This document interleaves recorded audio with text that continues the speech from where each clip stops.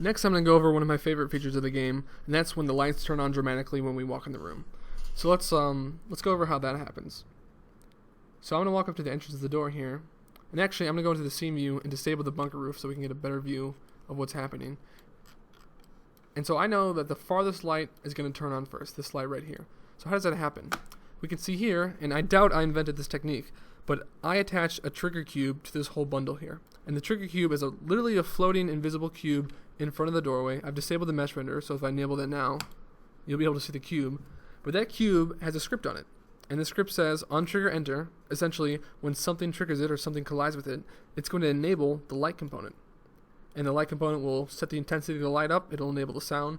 So when something contacts this floating cube here, which is kinematic, which means that no physics forces will knock it over or anything, it's going to actually trigger the light to go on.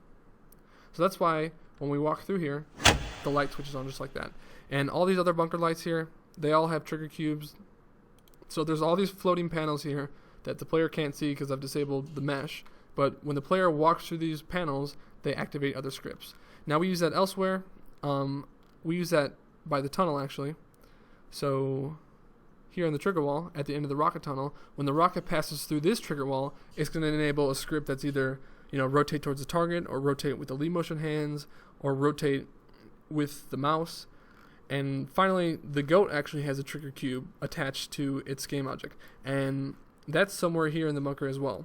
And what that does is when the player walks through that trigger cube, the goat will start walking. And that's because we don't want the goat to be walking off the screen before the player ever actually enters the bunker.